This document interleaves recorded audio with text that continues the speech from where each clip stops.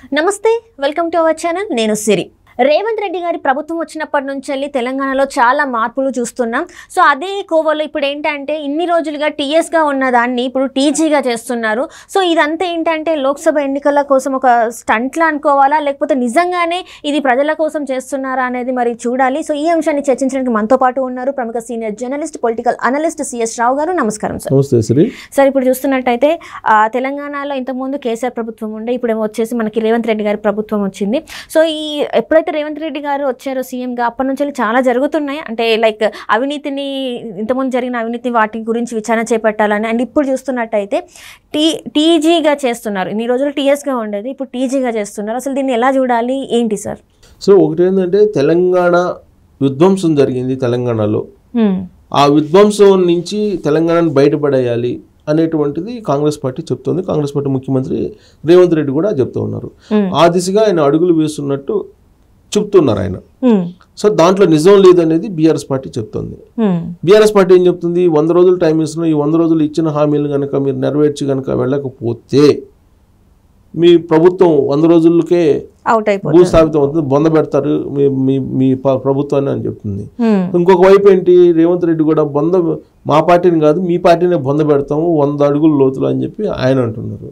So ఈ మధ్య కాలంలోనే జరిగినటువంటి పరిణామాలు కనుక మనం తీసుకుంటే కనుక లోక్సభ ఎన్నికలకు సిద్ధమవుతున్నటువంటి క్రమంలోనే వీళ్ళు రాజకీయపరమైనటువంటి సెంటిమెంట్ని బీఆర్ఎస్ పార్టీ నమ్ముకుంటుంది. ఎందుకంటే 2 సార్లు అధికారంలోకి వచ్చింది కేవలం సెంటిమెంట్ ద్వారానే. ఇప్పుడు వాళ్ళు చేసినటువంటి అభివృద్ధి ఏదైతే ఉందో దాన్ని చెప్పట్లేదు, కేవలం సెంటిమెంట్ని రెచ్చగొట్టేటువంటి ప్రయత్నం మళ్ళీ లోక్సభ ఎన్నికలు దగ్గర పడుతున్నటువంటి వేళ బీఆర్ఎస్ పార్టీ ప్రయత్నం చేస్తుంది. దానికి కలిసి వచ్చినటువంటి అస్త్రంగా ఇప్పుడు కృష్ణా జలాలకు సంబంధించిన అంశాన్ని తీసుకున్నాయి. సో కేసీఆర్ దానికి సంబంధించిన ఒక పెద్ద సభ కూడా తొందరలో పెట్టబోతున్నారు అనేది కూడా చెప్తూ ఉన్నారు. అంటే ఇప్పుడు కృష్ణా జలాలకు సంబంధించినటువంటి కేంద్రానికి కృష్ణా జల బోర్డును అప్పచెప్పడం అని అంటే ప్రాజెక్టులకి శ్రీశైలం కానీ నాగార్జున సాగర్ని ఆల్రెడీ గతంలోనే కేసీఆర్ చేసినటువంటి నిర్వాహకం కారణంగానే జరిగిందని చెప్పి రేవంత్ రెడ్డి చెప్తూ ఉన్నారు. వాస్తవంగా కూడా వాళ్ళు మీటింగులకు వెళ్ళలే ఆ రోజున తెలంగాణ ప్రభుత్వం ఉన్నప్పుడు. సో ఇప్పుడు పోలింగ్ తెల్లారనంగా ముందు రోజు రాత్రి నాగార్జున సాగర్ సంబంధించినటువంటి ఎపిసోడ్ని క్రియేట్ చేసింది ఎవరు అనేది కూడా అందరికీ తెలుసు. జగన్మోహన్ రెడ్డి, కేసీఆర్ ఇద్దరు కలిసి చేశారనేది ఆ తెలంగాణ ప్రజలు నమ్మారు. అందుకే కేసీఆర్ని గద్దె దింపారు. ఇది వాస్తవం, ఇది జరిగినటువంటి అంశం, ఇది అది అందరికీ తెలిసినటువంటి అంశమే. ఇప్పుడు ఆ కృష్ణా జలాలు నష్టపోయాం మనం, కేంద్రానికి అప్పచెప్పాడు, వాళ్ళ ఆధీనంలోకి ఇచ్చేసాడు నాగార్జున సాగర్ శ్రీశైలాన్ని అని చెప్పి ఇప్పుడు రేవంత్ రెడ్డి మీద వీళ్ళు విరుచుకుపడుతూ వీళ్ళు దాన్ని ఏదో సెంటిమెంట్ రూపంలో తీసుకొచ్చే ప్రయత్నం లోక్సభ ఎన్నికల నాటికి చెప్తూ ఉన్నారు. దీని మీద నేను చర్చకు సిద్ధం, అసెంబ్లీలో ఎన్ని గంటల పాటు అయినా కానీ వితౌట్ ఇంటరప్షన్ నేను అవకాశం ఇస్తానని చెప్పి రేవంత్ రెడ్డి కూడా చెప్తూ ఉన్నారు. రేవంత్ రెడ్డి రెడీ అవుతున్నారు. సో ఇదంతా ఒక ఎత్తు అయితే అసలు కాళేశ్వరం పనికొస్తుందా లేదా అనేది ఇంతవరకు నిర్ధారించలేకపోయారు. కాంగ్రెస్ పార్టీ అధికారంలోకి రావడానికి ప్రధానమైనటువంటి కారణాల్లో ఒకటి కాళేశ్వరం ప్రాజెక్టు. కాళేశ్వరం ప్రాజెక్టుకు సంబంధించి ఇంతవరకు ఒక ఎంక్వైరీ కూడా ఇంకా ఎండార్స్ చేయలేదు. సిబిఐ వేయాలని చెప్పి కొంతమంది డిమాండ్ చేస్తున్నారు, మరికొంతమంది ఏమో కాదు అసలు రాష్ట్ర పరిధిలో ఉన్నటువంటి దర్యాప్తు సంస్థల చేతనే ఎంక్వైరీ చేసి ఇమీడియట్గా జైల్లో పెట్టి ఇచ్చేసారు కేసీఆర్ అండ్ ఫ్యామిలీని అని చెప్పి కొంతమంది డిమాండ్ చేస్తున్నారు. బట్ కాంగ్రెస్ పార్టీ ఇచ్చినటువంటి హామీ ఏంటంటే సిట్టింగ్ జడ్జి చేత నేను ఎంక్వైరీ చేయించి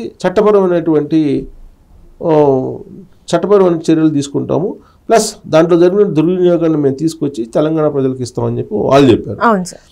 సరే, ఇలాంటి నేపథ్యంలో అధికారంలోకి వచ్చినటువంటి రేవంత్ రెడ్డి నేనేదో లంకి బిందెలు ఉన్నాయి అనుకున్నాను, ఇక్కడ ఉత్త కుండలు ఉన్నాయి అని చెప్పి ఆయన చెప్పడం జరిగింది. అయినప్పటికీ రైతు బంధు అమలు చేస్తున్నాను, నెల 1వ తారీఖు జీతాలు ఇస్తున్నాను, ఇది మొత్తం ధ్వంసం చేశారు తెలంగాణని, మళ్ళీ నేను రీకన్స్ట్రక్షన్ చేస్తున్నాను తెలంగాణని అనేటువంటి యాంగిల్లో ఆయన ఇప్పుడు తెలంగాణ పరిపాలనను తీసుకెళ్తున్నారు. ఆ క్రమంలో టీఎస్గా ఉన్నటువంటి రిజిస్ట్రేషన్, టీఎస్ ఏదైతే ఉందో ఇప్పుడు వెహికల్ సంబంధించిన రిజిస్ట్రేషన్ టీజీగా మారుస్తున్నారు. ఎందుకు మారుస్తున్నారు అని అంటే దానికి కారణం ఏంటంటే టీఎస్ అంటే TRS party. So TRS party కలిసి వచ్చేలాగా ఆ టీఎస్ అనే దాన్ని క్రియేట్ చేశారు. సో వాస్తవంగా టీజీ తెలంగాణ అంటే టీజీ వస్తుంది. టీఎస్ అంటే అసలు ఏ కోణం నుంచి పెట్టారు, కేవలం టీఆర్ఎస్ పార్టీ కలిసి వచ్చేలాగా పెట్టారు కాబట్టి టీఎస్ని తీసేసి ఇప్పుడు తెలంగాణ అనేది పెట్టుకోవాలి అనేది ఆయన ఒక జీవో తీసుకొచ్చారు, క్యాబినెట్లో తీర్మానం చేశారు. సో ఇప్పుడు వాహనదారులందరికీ ఉన్నటువంటి సందేహం ఏంటి, ఆల్రెడీ మన దగ్గర టీఎస్ బోర్డులు ఉన్నాయి కదా, మళ్ళీ టీజీ బోర్డులు కదా మార్చుకోవాలా వీటిని అనేటువంటి సందేహం ఇప్పుడు కొన్ని లక్షలాది మంది తెలంగాణ ప్రజల్లో ఉన్నటువంటి సందేహం. గత 10 సంవత్సరాల నుంచి టీఎస్ అని వాడారు. సో ఇప్పుడు దాన్ని టీజీగా మార్చాలి. టీజీగా మార్చాలంటే ఖచ్చితంగా మార్చాలి అని చెప్పి ప్రభుత్వం చెప్తుంది. మార్చాలంటే ఉచితంగా మార్చడానికి సిద్ధమే కానీ టీఎస్ మాత్రం ఉండడానికి లేదని చెప్పి ప్రభుత్వం చెప్తుంది. కాబట్టి ఉచితంగా మార్పు చేసుకునేటువంటి వెసులుబాటు తెలంగాణ ప్రభుత్వం కల్పించేటువంటి అవకాశాలు అయితే కనిపిస్తూ ఉన్నాయి. ఇక అత్యంత ప్రధానమైనటువంటి అంశం ఏంటంటే అందశ్రీ రాసినటువంటి జై జై హే తెలంగాణ అనేటువంటి గీతాన్ని రాష్ట్ర గీతంగా మార్చేశారు.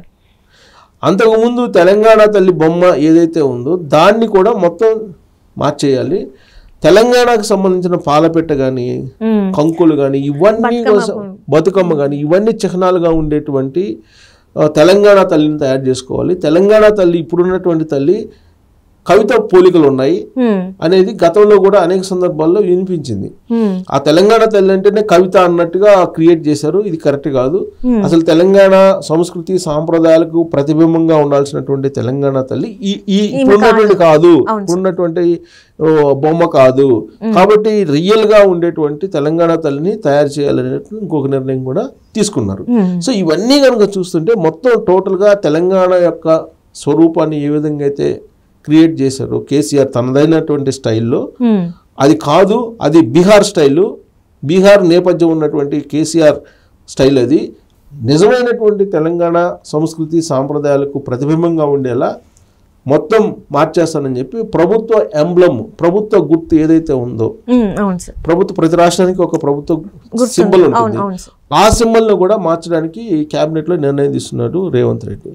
సో దాన్ని బట్టి ఏంటంటే ప్రతి చిన్న అంశాన్ని కూడా తెలంగాణ అనేటువంటి ఒక దృక్పథంతో రేవంత్ రెడ్డి తయారు చేసేటువంటి పనిలో ఇప్పుడు చాలా బిజీగా ఉన్నారు.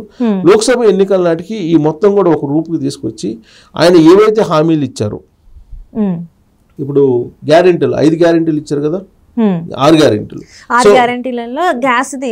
అమలు చేశాడు, అమలు చేయడానికి సిద్ధం అవుతున్నారు. ఆల్రెడీ ఉచిత బస్సుది అమలు చేశారు. సో కొన్ని అమలు చేశారు, ఇంకొన్ని అమలు చేయడానికి సిద్ధం అవుతున్నారు. సో కాబట్టి ఇప్పుడు ఏమంటున్నారు, ఆ చెప్పినటువంటి టైంకి ఇవ్వట్లేదు, నోటిఫికేషన్లు ఇవ్వట్లేదు, చెప్పినటువంటి టైంకి ఈ పథకాలను అమలు చేయట్లేదు అనేది ఇప్పుడు బీఆర్ఎస్ పార్టీ చెబుతుంది. కానీ 100 రోజుల టైం కావాలి. ఆ 100 రోజుల టైంలో ఈ మొత్తం రీకన్స్ట్రక్షన్ చేయాలి. అసలు ఉత్త కొండల్ని అంటే ఏమి లేకుండా పెట్టిపోయారు, అప్పులు చేసి వెళ్ళిపోయారు.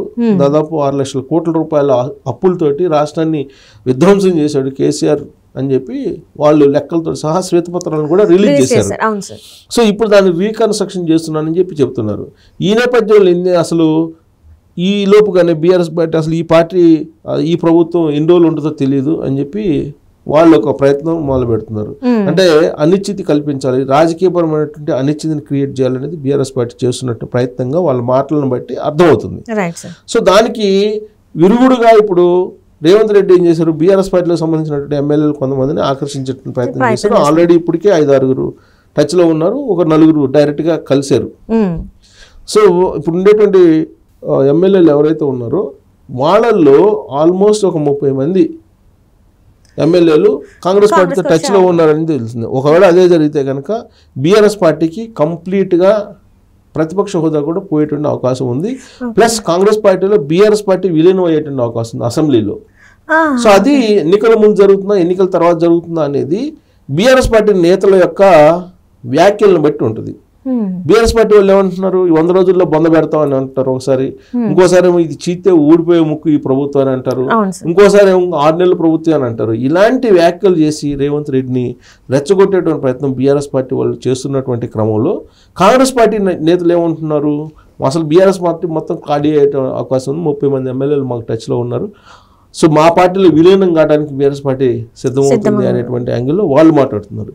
ఇలాంటి పరిస్థితుల్లో లోక్సభ ఎన్నికల ముందే బీఆర్ఎస్ పార్టీ ఖతమయ్యేటువంటి అవకాశం ఉందా, లేదంటే లోక్సభ ఎన్నికల తర్వాత ఖతం అవుతుందా అనేటువంటి ఒక చర్చ మొదలైంది. ఇప్పుడు అంటే మొత్తానికి అయితే బీఆర్ఎస్ పార్టీ ఖతం అవుతుంది, ఇలా ముందైనా వెనుకైనా కొంత టైంతోనే. దానికి కారణం ఏంటి, బీఆర్ఎస్ పార్టీకి సంబంధించినటువంటి లీడర్లు ఎవరైతే ఉన్నారో మాజీ మంత్రులుగా ఉన్నట్టు హరీష్ రావు, కేటీఆర్, ఇతర లీడర్లు ఎవరైతే ఉన్నారో వాళ్ళు కడియం శ్రీహరి కానీ ఆయన కడియం శ్రీహరి లెక్క చెప్పారు 38 + 7 అని చెప్పి లెక్క చెప్పారు.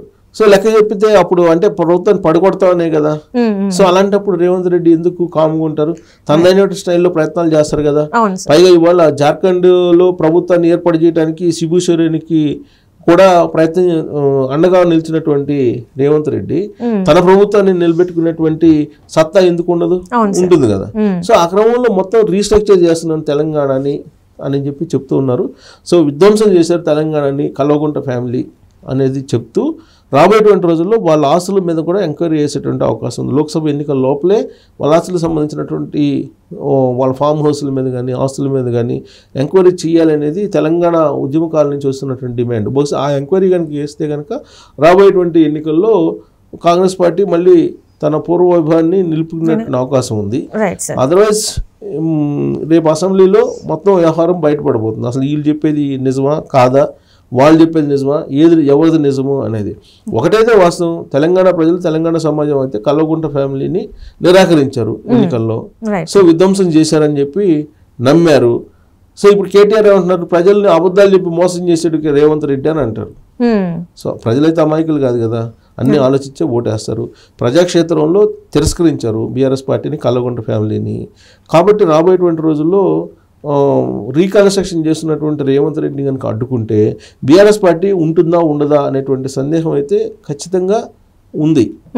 సో వాళ్ళు కనుక ఆల్రెడీ రేవంత్ రెడ్డి చెప్పారు, ఆట నేను మొదలు పెట్టను, అటువైపు నుంచి మొదలు పెడితే ఎటు వెళ్తుందో కూడా తెలియదు అనేటువంటి వ్యాఖ్య చేశారని అంటే డెఫినెట్గా రాబోయేటువంటి రోజుల్లో బీఆర్ఎస్ పార్టీ విలీనం అయ్యేటువంటి అవకాశం ఉంది కాంగ్రెస్ పార్టీలో అసెంబ్లీ వేదికగా అనేది మనం ఒక విశ్లేషణకి ఒక కంక్లూజన్కి కూడా రావచ్చు తాజాగా జరుగుతున్న పరిస్థితులను బట్టి. రైట్.